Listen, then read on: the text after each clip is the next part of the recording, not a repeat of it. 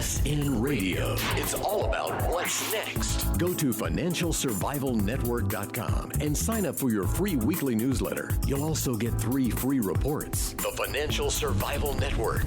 It's all about what's next. Welcome. You are listening to the Financial Survival Network. I'm Kerry Lutz. The date is January 21st, 2016. Election well underway. Have a feeling we're going to know a lot very shortly. And someone who does know a lot, Gerard, you're a philosopher, an economist, an engineer, and an author. And you've just written a new book. And the new book is Great News for America. You can find it at greatnewsforamerica.com. Gerard, been with us a lot of times. Happy to have you back. Oh, I always love being on your show. You have a great show, and I appreciate getting a chance to talk to you again. I'm flattered. Thank you for the kudos. And tell us the book, because your book is looking into the future a bit, isn't it? Yes. Well, the thing that this book does is it talks all about the 2016 presidential election, and it does it in a kind of a very unique way. Most books about elections are historical rearview mirror stuff.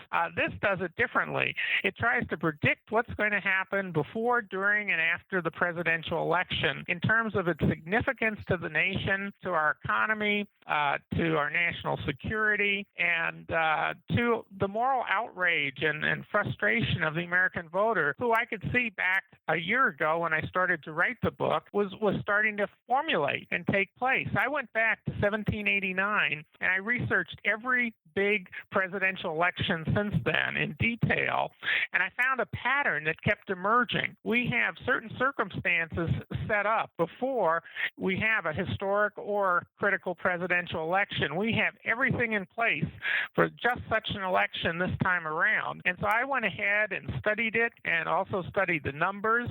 I did not go into who's who. I didn't try to say, Kasich is going to beat Jeb Bush or whoever. I didn't do it on a personality basis. I did it on a historic and a macro level of what I expected to happen. But yet I have some very definite conclusions, although I don't name names, which I think makes it more objective and the information more realistic and untainted. And so I have those 10 surprising predictions, and the book is all about that, and it is being received very popularly across the country. I've been surprised at the reaction to this book, but people absolutely love it. Well, so now that you've teased us and you got me thinking, wow, this sounds really amazing. What are we looking at here, Gerard? Well, I'll give you the first prediction. By the way, there are about 15 chapters, and 10 of those chapters each have its own prediction. One of the first predictions is that this is not a close election. This is setting up to be a historic, critical landslide election, and it's going to be a landslide for conservative principles. And that's conservative economically and conservative in terms of national security. Really? So, yeah. So this is a really important election then, much different than your run-of-the-mill presidential election. And let me tell you one of the reasons why and how we even define the word historic. Now, notice I use the word historic, not historical. There's quite a big difference. Historic is sort of a point in time that's very, very important, whereas historical is sort of general, vague kind of importance. But by historic, I mean an election where the voter turnout is one of the highest. And I think this will be the highest voter turnout in American history. And some of the other big ones, like 1896, was about 79% voter turnout. I expect millions of new voters to enter this year because of the upsetness the voters have with both parties, and I expect the popular as well as the percentage votage to be one of the highest we've ever seen. Yeah, well, I totally agree with you, and you see it. What's really interesting is you see it in the Trump bandwagon, if you will. So many new voters. And what they call lost voters. There was an article about this, and I would put myself in the lost voter category, Gerard, because I've stopped voting for presidents quite a while ago. Have. Because what You're is not the alone. point? what is the point? And I'm not saying that I'm going to vote for Trump, but I am a lost voter. And what's happening is lost voters are coming back and saying, hey, this Trump guy, man, he's got something here. And you combine that with new voters, millennials like Trump.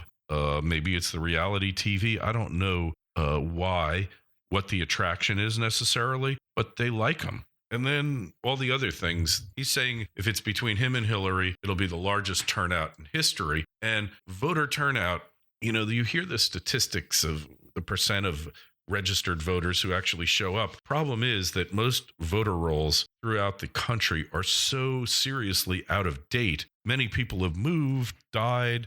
I remember looking at somebody I knew who'd passed away. 10 years later in New York, they still were on the voter rolls. So the turnout really, as a percent of people who are registered, is much higher than the numbers let on.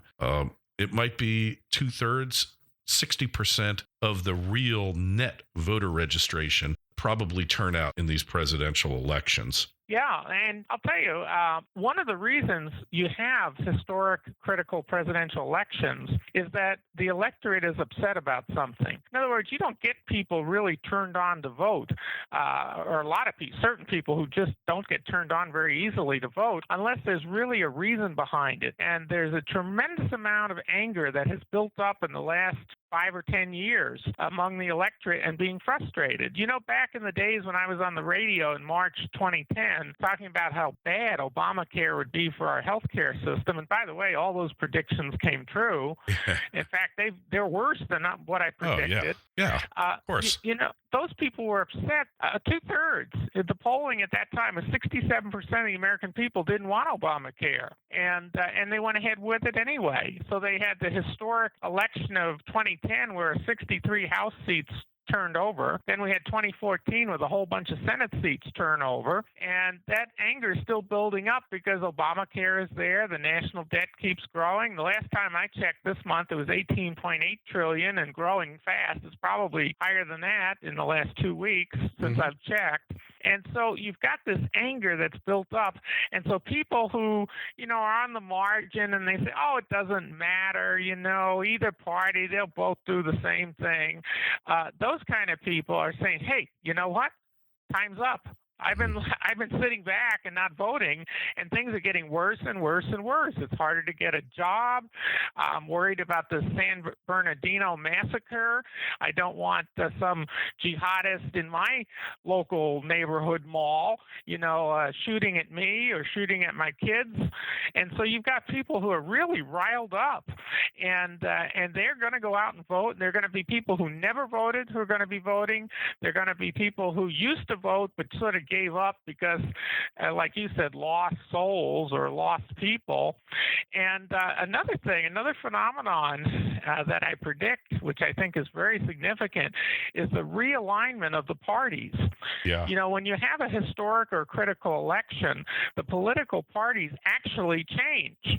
The Whigs, they were around in the days of Andrew Jackson, 1828. Yeah, you don't hear about any Whigs running for office. No, you don't.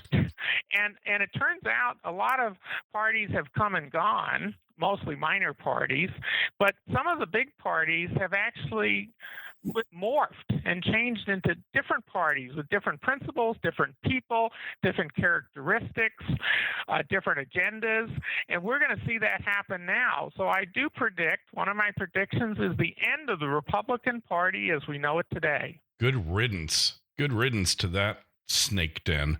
They are just the worst people in the world running this thing, the elitists. The interventionists. I don't want to get into neocons, but people just keeping the country constantly at war and pumping up the welfare warfare state. That's what we've got here. Gerard is a welfare warfare state. Good way to put it. Yeah, I'm not original. I read it somewhere, but no, that's it's serious. Good characterization. Yeah, it's really serious. And it's been destructive to your standard of living. It's been destructive to your peace of mind. And I think not to boost Trump, but he says don't intervene unless there is a vital American interest involved. Well, And of course. God, That makes like all the yeah. most common sense possible. Why Right. would you want to involve the nation in an expensive, bloody war unless there's something really at stake? And just go back and all these wars that we've been involved in that we shouldn't have been. I go back to Vietnam. I never understood the vital American interest there. I still don't to this day. The domino theory, that's what the whole war was based on. If we let Vietnam go, then everything around it's going to go.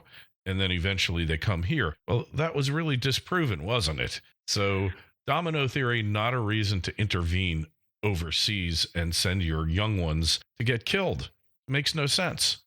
Well, I think you're going to see quite a voter turnout and quite significant changes in both parties. And by the way, you may not think of this because you don't hear about it in the media, but the folks on the other side of the aisle, of the Republicans, the Democrats, their party also has tremendous dissension within it. There's a lot of anger and upsetness. Oh, God, there are many people in the Democratic Party who thinks the Democratic Party has abandoned their basic traditional values. They like the country. They don't want to see they don't want to see their president kowtowing to Saudi kings, that sort of thing. They're also quite upset with how left the Democratic Party has gone. The uber left has had a tremendous influence on the Democratic Party to the point where Chris Matthews asks Debbie Wasserman Schultz, the RNC chair, what's the difference between a Democrat and a socialist? She can't answer. And the reason is there isn't any. I don't know. Hey, she's from Florida. She's her territory is where my sister used to live in northern Miami-Dade County, and my sister used to know her before she became this wackadoodle that she's turned into.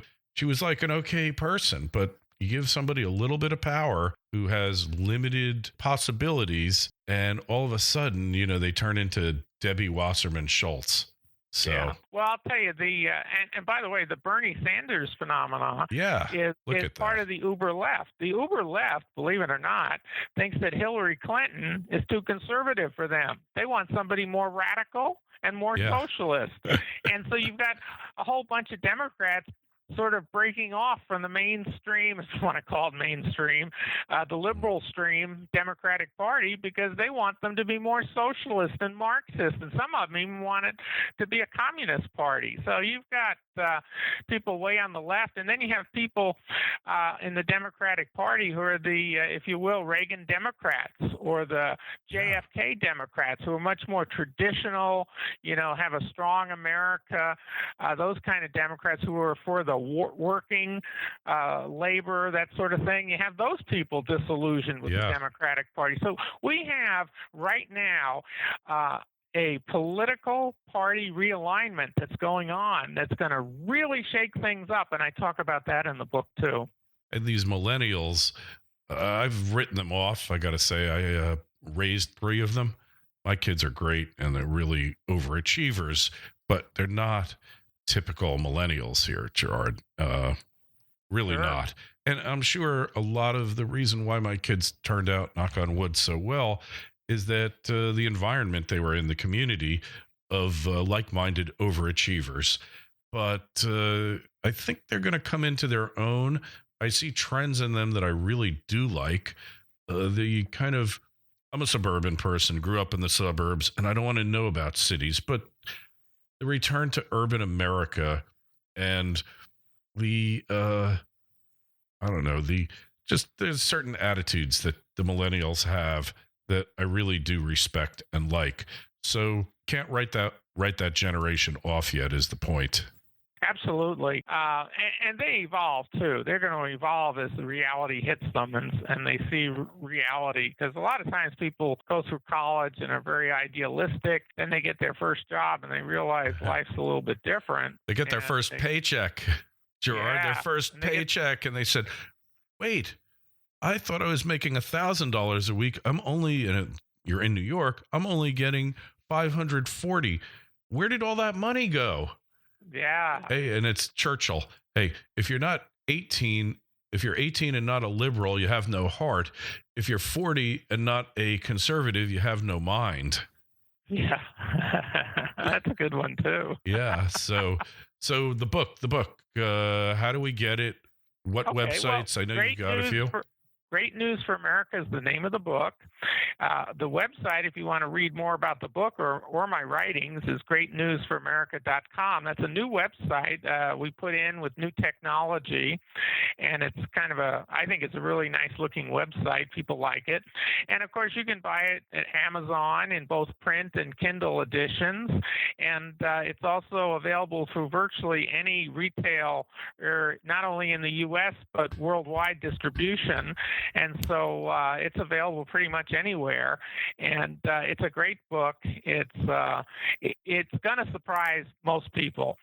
Some people may be shocked by some of the things, but let me tell you, it's great news, because one of the things I found in the big elections were the American people take charge, and the changes they make are for the better. You know, in 1896, we had just lived through the panic of 1893. Yes. 15,000 businesses went under, and people really were wondering if this country would survive. Well, that election happened. We survived. We did quite well. Yeah, well, I hope so. You know, Winston Churchill also said, God looks over children, drunks, and the USA. I hope he's still watching over it. Gerard will have a link in the show notes to this interview on our site, financialsurvivalnetwork.com. Go take a look at it. There are so many people on that site at any given time now. Gerard, you can't even believe it, because we've got articles from all over the world detailing the malaise, detailing what's really going on in economic America and the world. So you got to check out financialsurvivalnetwork.com. You haven't done it already. And of course, it's got my entire archive of podcasts going back to the Stumble Bumble days, as I call them. And Gerard, it's great having you back on. Always a pleasure, and can't wait to read the book. Talk to you soon. All right. Sounds good. Great to be on. Bye now. FSN Radio. It's all about what's next. Go to financialsurvivalnetwork.com and sign up for your free weekly newsletter. You'll also get 3 free reports. The Financial Survival Network. It's all about what's next.